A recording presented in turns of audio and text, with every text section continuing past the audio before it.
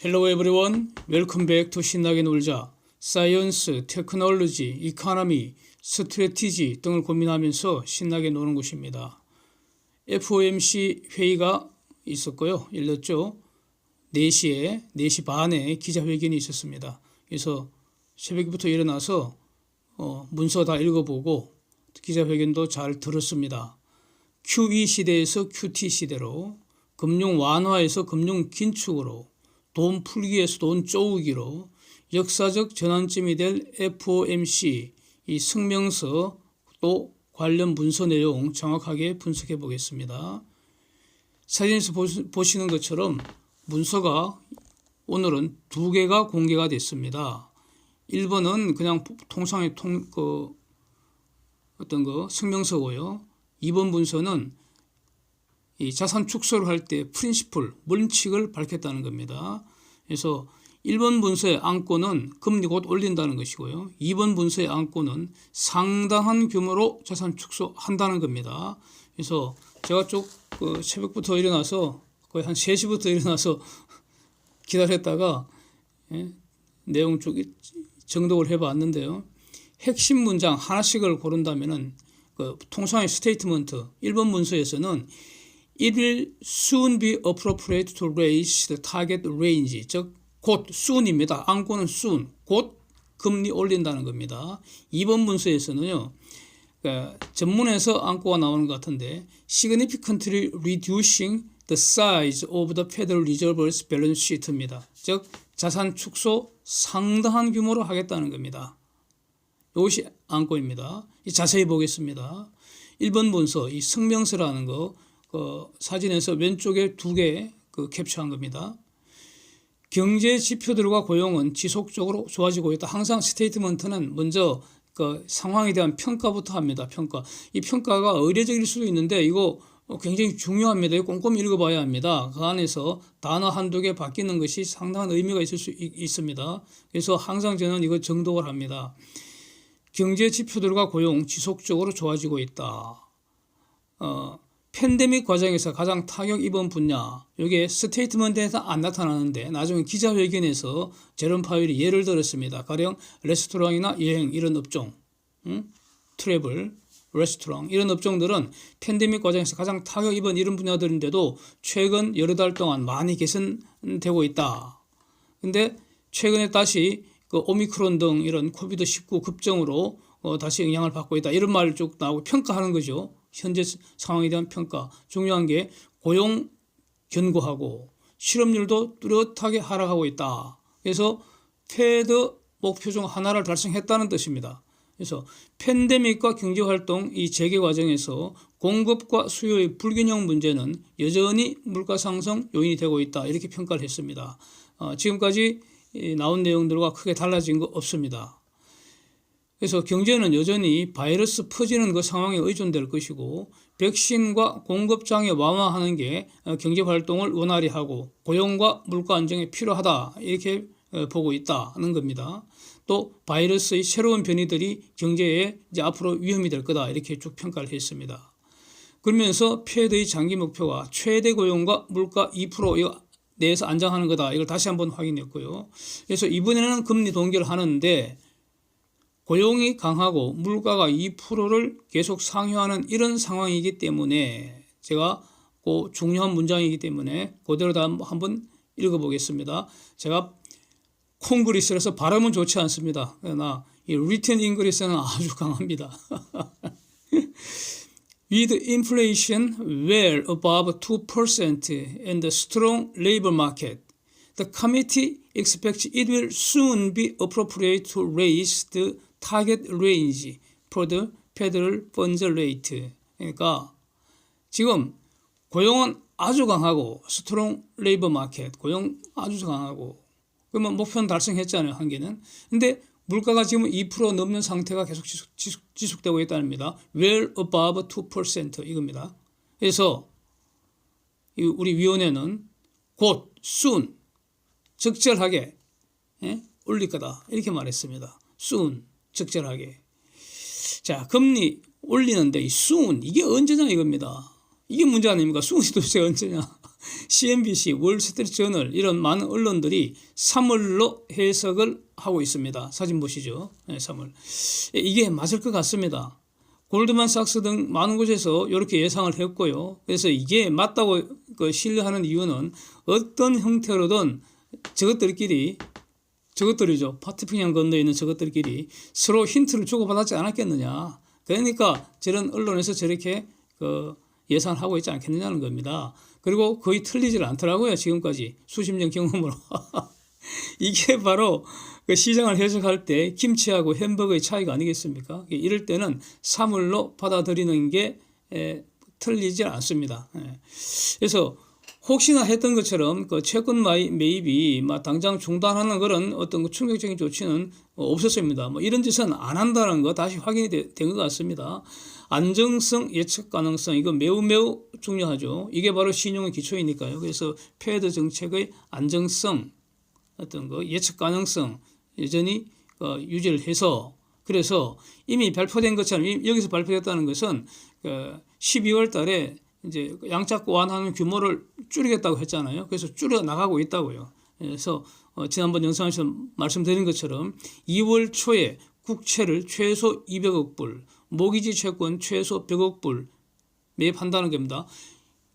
이전에 1,200억 불씩 매입해 오던 걸 팍 줄여갖고 지금 300억 불 채권 매입한다는 겁니다. 그래서 2월 달까지 여전히 돈 푼다는 것이고요. 이거는 3월 초에 끝난다는 겁니다. 이걸 다시 확인했고요. 이건 새로운 내용은 아닙니다.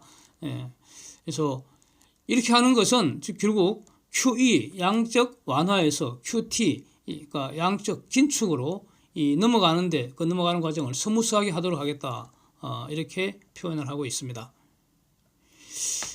그러면서 그 설명서 막판은 항상 또 이렇게 이례적인 문장으로 끝을 냅니다. 패드의 통상적 업무 열심히 하겠다는 겁니다. 한마디로. 그래서 앞으로 나타나던 모든 경제 지표들 모니터링 열심히 하고 또 평가하고 또 세상 만사 다 적절히 평가해서 정책에 반영하겠다는 겁니다. 이게 그거 하라고 패드한테 월급을 주는 겁니다.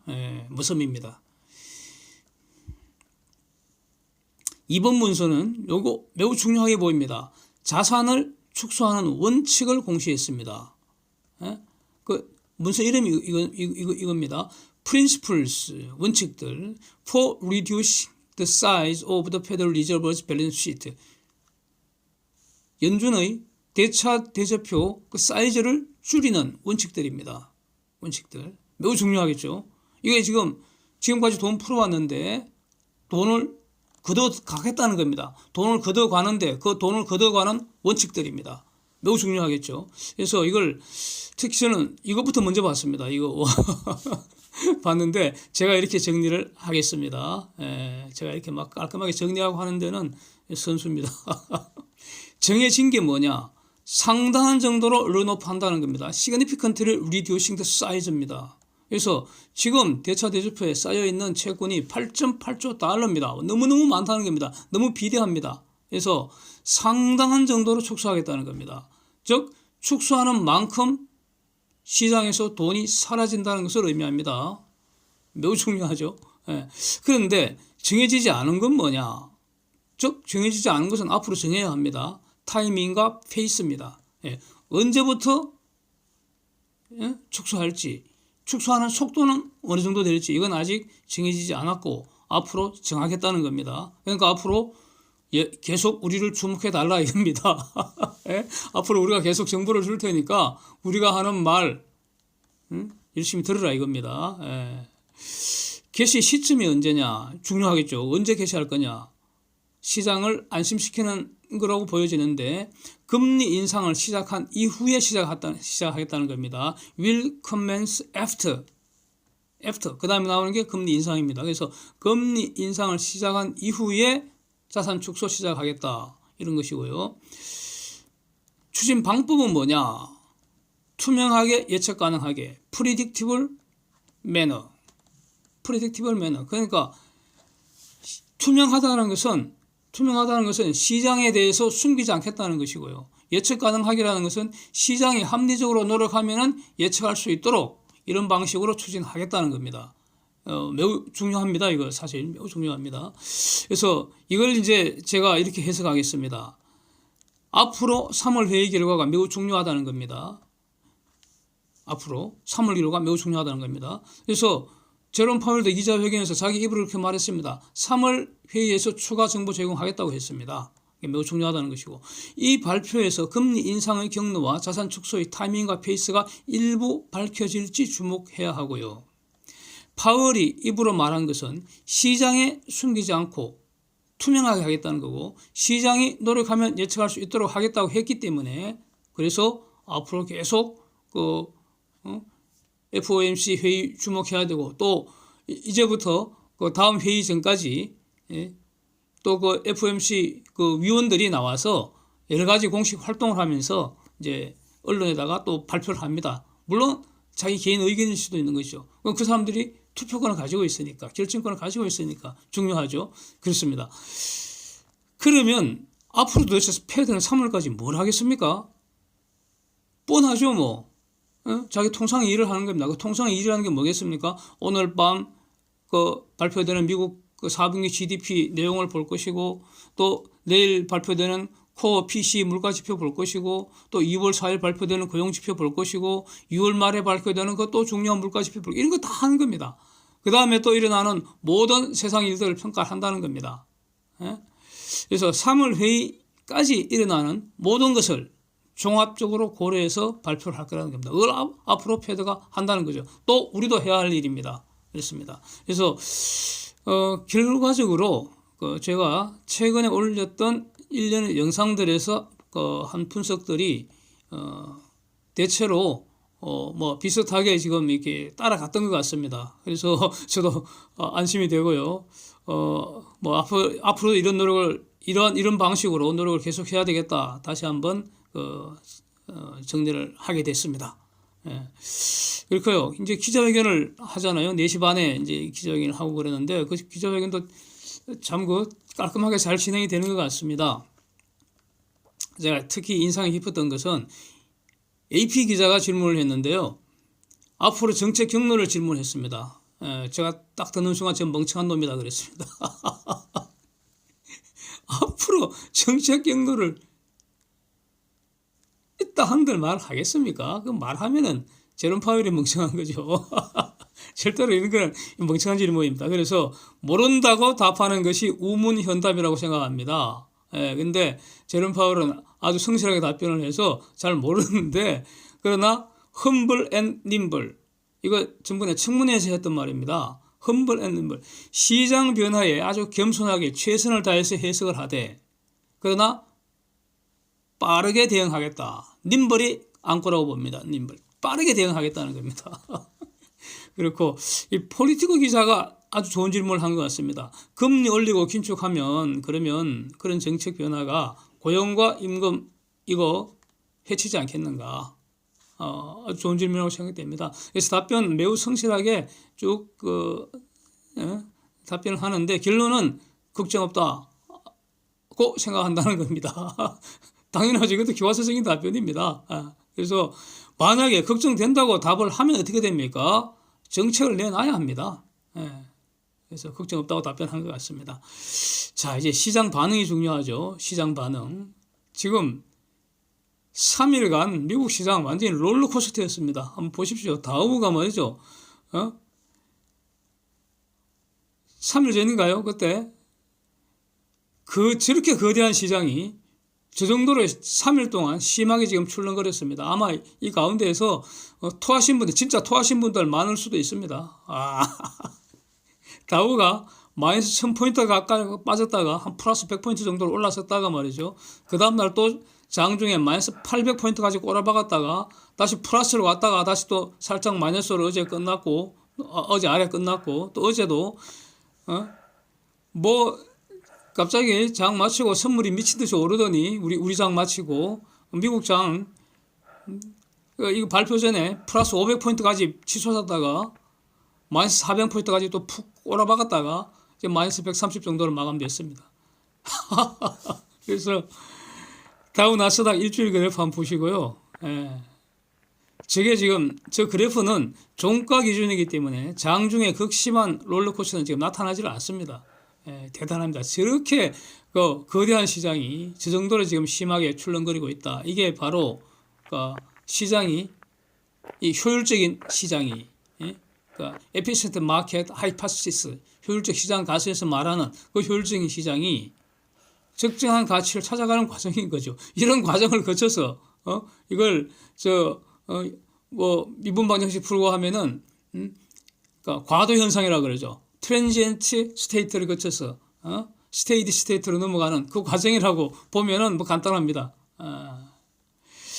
또 다른 그 사진 한번 보시면은 자 10년 미국 10년 국채 수익률 또 30년 모기지 금리 전부 폭등세 지속했고요. 폭등세 보이고 있고요. 특히 저는 이 모기지 금리 폭등한 거 지난주에도 며칠 전에도 말씀드렸죠.